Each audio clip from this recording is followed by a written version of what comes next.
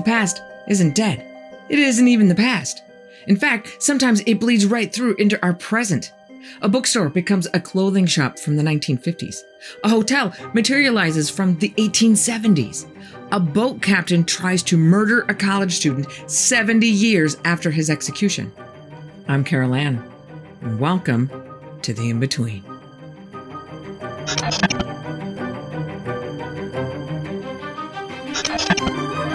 There's only one thing in the world that is constant: change.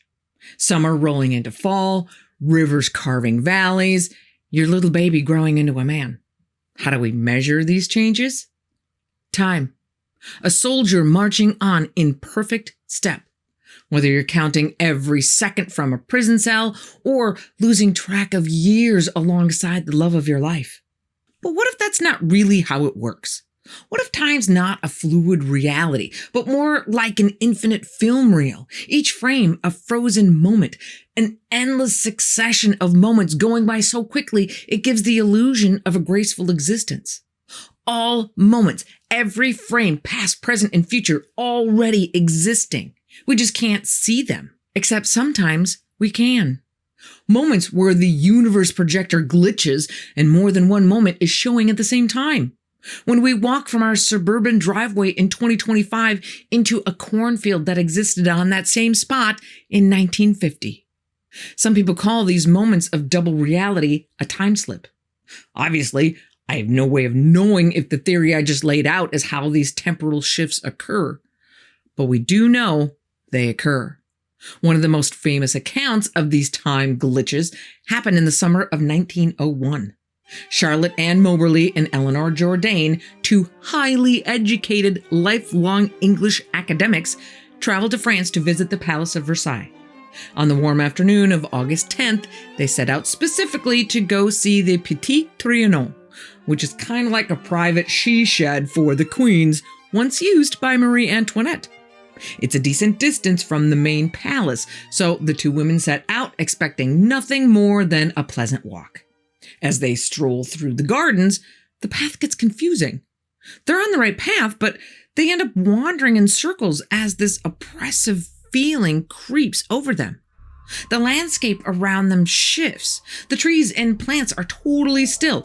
Sunlight dims, and the usual sounds of birds and leaves goes quiet. They see people dressed in outdated clothing. A man in a tricorn hat who looks not like he's staring at them, but staring right through them, like they're not even there. They keep walking. They see a woman in an 18th century pale green dress sketching on the grass who gives them a quick nod, but goes right back to her work. Okay, that's better than getting blown off like the last guy. But everything just feels off. It's like everything is real, but it's not reality. They spot a small building ahead where a man in an old uniform gestures toward the entrance. The two women hesitate, sensing something is deeply wrong, as every detail, from the clothing to the stillness, feels inexplicably out of place. Suddenly, the strange atmosphere lifts. Sunlight brightens, modern noises return, and the gardens fill with 20th century tourists, while the odd figures vanish. Shocked by the abrupt change, Charlotte and Eleanor do a sanity check, but the experience feels too real to dismiss. That evening, they compare notes and decide this really happened. So they start digging into the past at Versailles. The clothing was from the late 18th century. The sketching woman resembles Marie Antoinette, known to hang out at the Petit Trianon with her sketchpad, and the building they saw existed back then, but not in 1901. Convinced of a time slip, they publish a book in 1911 called An Adventure, detailing their encounter and historical findings, sparking widespread debate among historians, skeptics, and paranormal enthusiasts that continues to this day. Now, between this case and the other cases we're about to get into, it is going to become painfully obvious that the boundary between our reality and somebody else's reality can be pretty thin. Okay, so no good episode on time slips can be done without mentioning Bold Street. This 1,500 foot or 460 meter long road is like ground zero for time slips. Fun fact, Bold Street is what it is because back in the 18th century, Liverpool, a bustling port city, needed rope. More specifically, ropes for ships. So rope makers would mark out a long pathway called a rope walk where they could lay out the long strands of material needed to make the ropes, which needed to be at least 1,000 feet or 300 meters long. Over time, that rope walk was built up on either side with buildings and eventually became Bold Street. At one end is St. Luke's Church, a landmark now known as the Bombed Out Church, which has a bit of its own haunted history, but we'll leave that for another episode.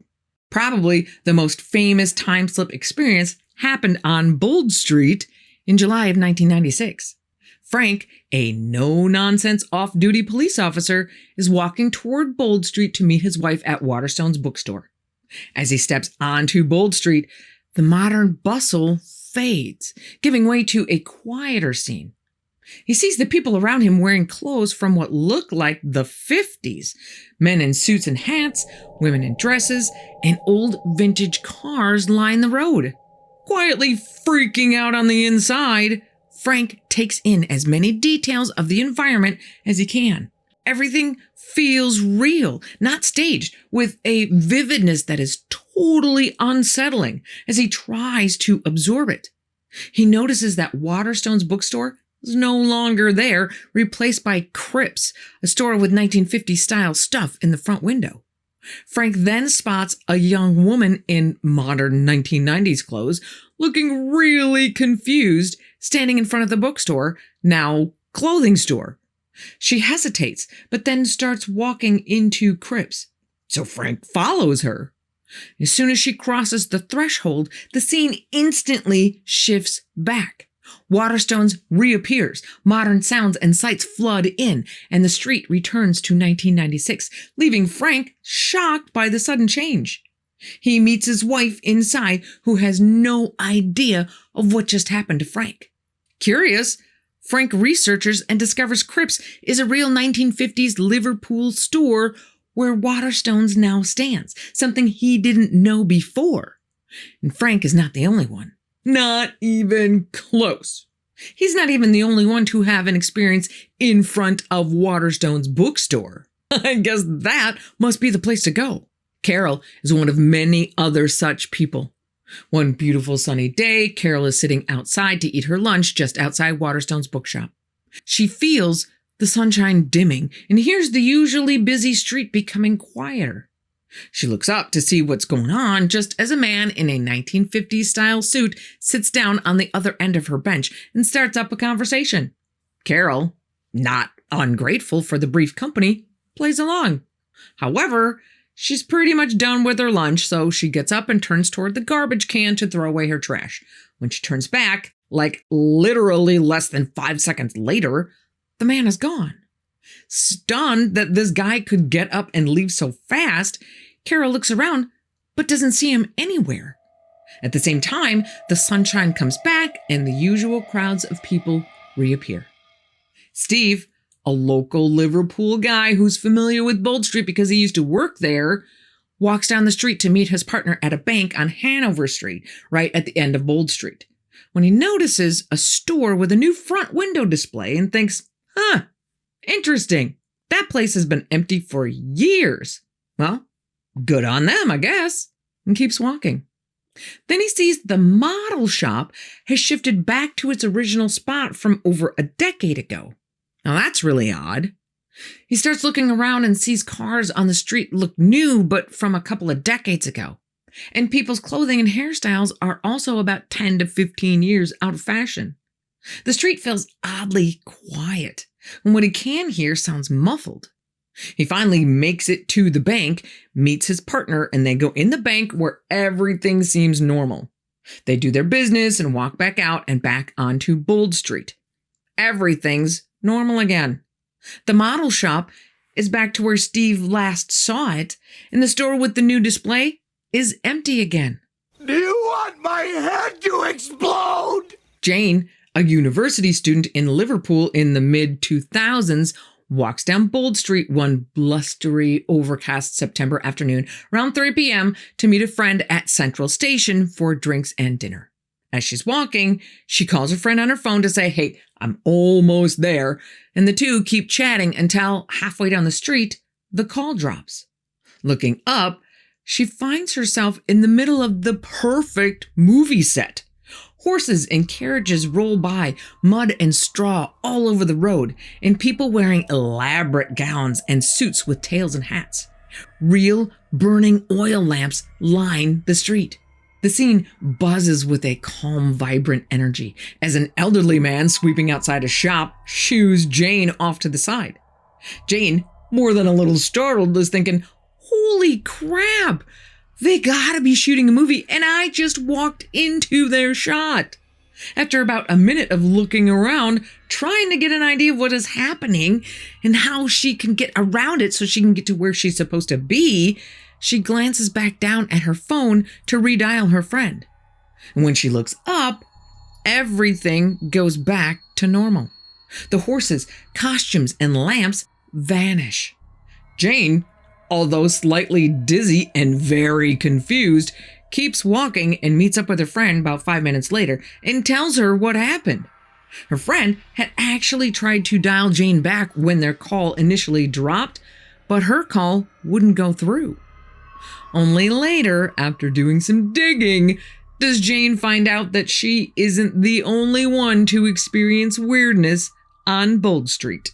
Sean, who in 2006 is 19 and quickly traveling down a wayward path in life.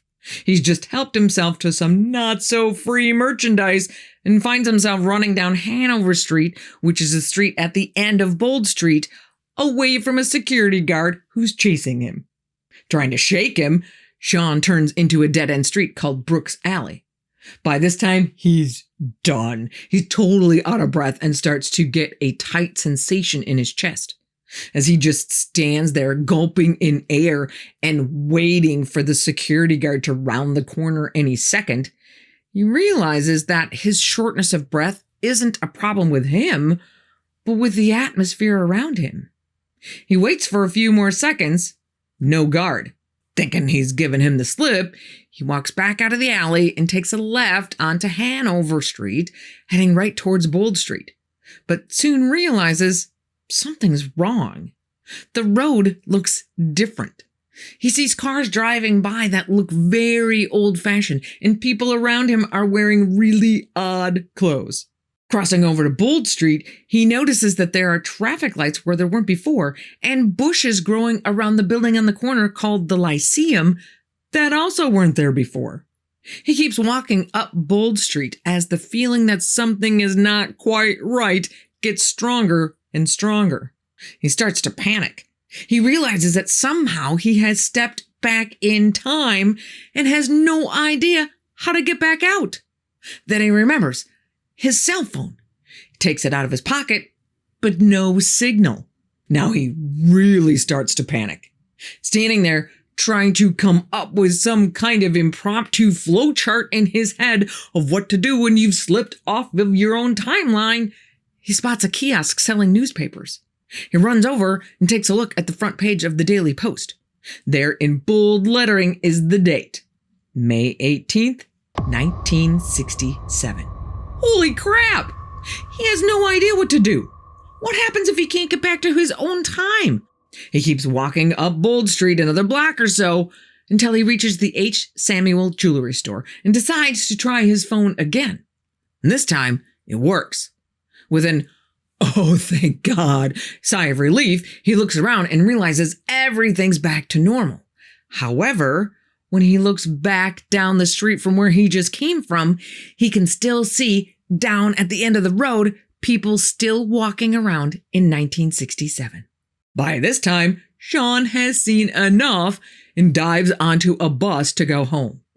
Somehow, the media gets wind of the story and he gets multiple calls for interviews. And not once does his story change. But the strange tale doesn't end there. Sean, must have told the truth, the whole truth, and nothing but the truth, because he even told the reporters why he was running in the first place. Gutsy move. So the reporters tracked down the security guard to interview him as well. According to the guard, he saw Sean turn down that dead-end alley, but when he turned the corner, he said that Sean had completely disappeared. One of the hardest things about these experiences is that, by their very nature, we don't have a lot of choice but to rely on the testimony of the person who experienced the slip. But what if it happened to multiple people at the same time? In September of 1979, two British couples, Jeff and Pauline Simpson, along with their friends Len and Cynthia, embark on a road trip through France heading toward Spain. As evening approaches, they decide to find a place to stop for the night and follow a sign to a small village where they discover an old-fashioned hotel called Hôtel de la Berge. They park the car, pile out, stretch their legs, and head inside. Once inside, the couples immediately notice a few things that are, let's just say, peculiar. The heavy wooden furniture looks like it's about 200 years old, and the whole place is lit with lanterns instead of light bulbs. The staff are in outdated uniforms with high-collared shirts and aprons, speaking in a formal, old-fashioned manner. Their rooms continue this old timey-wimey theme with candlelit hallways, creaking wooden floors, and beds with heavy wooden frames. Modern conveniences are entirely absent. No phones, no TVs, not even electric lights. No phones, no lights, no motor car, not a single luxury. Just oil lamps. The bathrooms have antique fixtures with no sign of modern plumbing. Despite the unusual nature of their lodgings, the couples have a really good time. They have dinner in the hotel restaurant where food is served on heavy ceramic plates with what appears to be hand-forged silverware. They see that other guests are dressed in period clothing, men in trousers with suspenders and women in long skirts with high-collared blouses.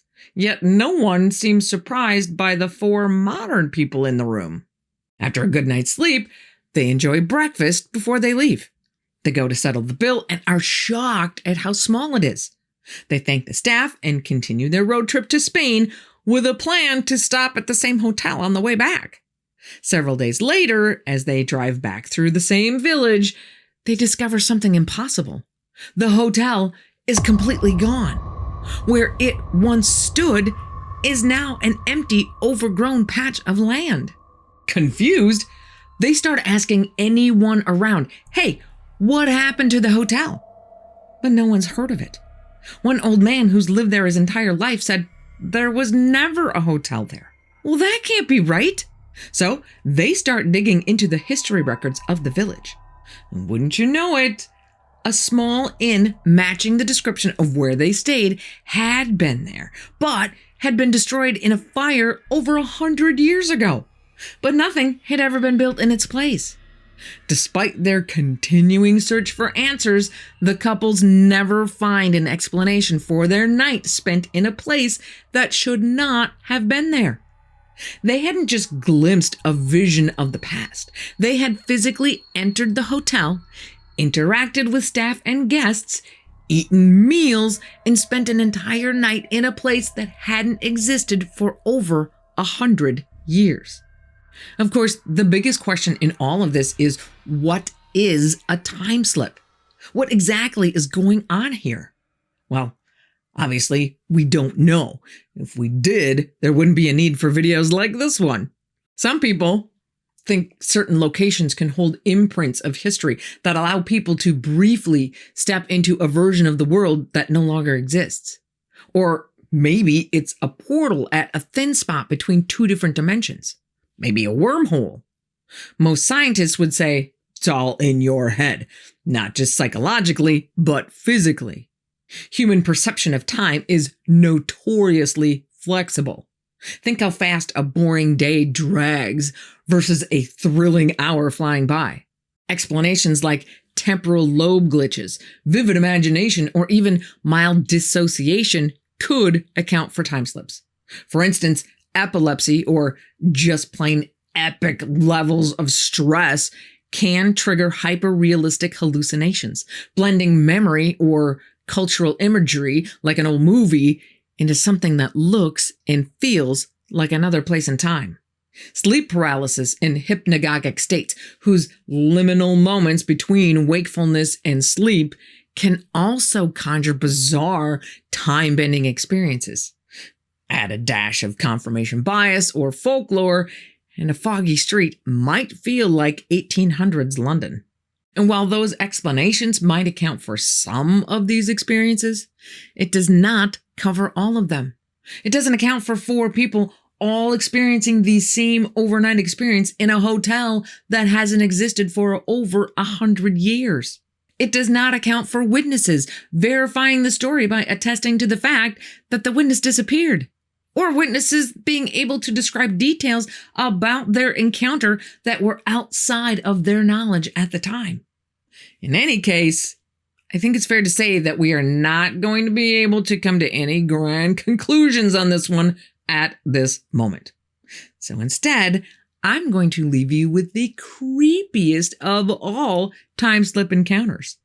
Sometime before World War II, near Helvick Head in Ireland, undergraduate student Arthur Frugal spends Easter at some barracks and decides on this particular evening to sleep outside. Not long after he falls asleep, he wakes up due to feeling cold as a mist surrounds him. Even though it's totally black around him, Arthur decides it's a good idea to wander around and try to find some shelter. Why do I get the feeling that there may have been some intoxicating substances ingested earlier in the evening? In the distance, he sees the light of what he thinks is a cottage.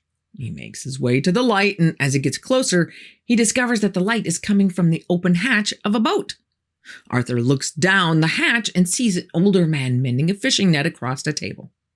The man sees Arthur and says, "Come on in." He gives Arthur a bowl of soup and tells Arthur that he's welcome to spend the night in the cabin at the end of the boat. The man takes Arthur to the cabin, makes sure he has everything that he needs, and says goodnight. Arthur makes himself a little more comfortable to go to sleep and remembers he has his sister's red school scarf on. So he unwraps it from his neck and hangs it on the cabin doorknob. Through the door, he hears the man walking back up the passageway. Feeling like something maybe hinky's going on here, he bolts the cabin door. Sure enough, the man tries to open the door to the cabin and is pissed when he figures out it's locked. He shouts, "Open the door and let me in." Arthur is totally freaking out and starts looking for a way to get out of there. He looks up and sees a skylight. He smashes the skylight, climbs out, and runs as fast as he can from the boat. When he finally gets back to the barracks, he tells the guards what happened and wants them to go back to the boat. The guards say, "Fine, we'll check it out, but in the morning." The next day, Arthur and the guards all make their way to where the boat is. When they get there, they all see the boat, but it's an old wreck. However, based on the description Arthur gave the guards the night before, it is clearly the boat he had been on just hours before. The timbers of the boat are all slimy, and there are rats running around everywhere. As they all look over the boat, Arthur finds his sister's red school scarf still hanging on the cabin door. Only later does Arthur find out that 70 years ago, the owner of that boat was hanged for the murder of an undergraduate. An undergrad just like Arthur.